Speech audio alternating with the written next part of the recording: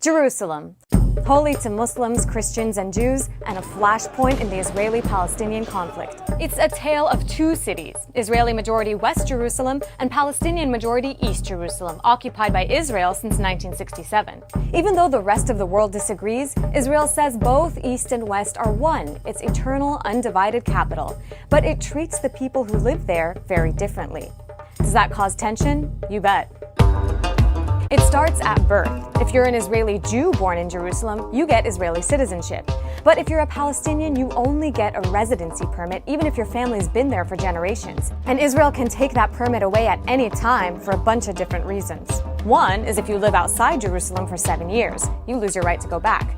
And if you marry another Palestinian from the occupied West Bank or Gaza, they can't live in Jerusalem with you. Your choice? Live apart or leave.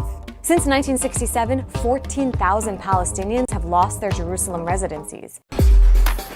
Then there's the housing crisis. 35% of East Jerusalem has been zoned for the construction of illegal settlements, while only 13% has been set aside for Palestinians, much of it already built up.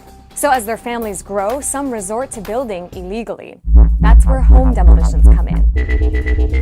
Since 1967, Israel has demolished around 2,000 Palestinian homes in East Jerusalem for being built without permits, which are hard to get. And there are up to 20,000 outstanding demolition orders. At the same time, Israel has bulldozed ahead with the construction of settlements for its Jewish population in violation of international law. Over 200,000 settlers live in East Jerusalem. Some, guarded by soldiers and police, have kicked out Palestinians and moved into their homes. But most live in a ring of settlements that, along with a separation wall, cut off the city from the occupied West Bank and the Palestinians that live there. That isolation has devastated East Jerusalem's economy. Around 75% of Palestinians in Jerusalem live below the poverty line versus 22% for Israeli Jews. And while Palestinians pay about half of the city's taxes, they receive a tiny part of the municipal budget, leaving many neighborhoods without adequate roads, schools, and services. What about the holy sites? Well, that's where things often heat up, especially at the Al-Aqsa Mosque compound. Israel's policy only allows Muslims to pray there, but Jews, who call it the Temple Mount, believe it's the site where two biblical temples once stood, and some have gone there demanding access to pray. That's ignited clashes and protests, which Israeli authorities have tried to contain by banning younger Muslim men from entering the compound.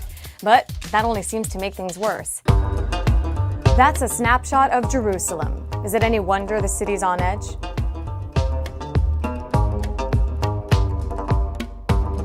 You'll hear that settlements are a major sticking point. But what exactly are they? Israel gets more than half of all U.S. foreign aid. What kind of aid are we talking about?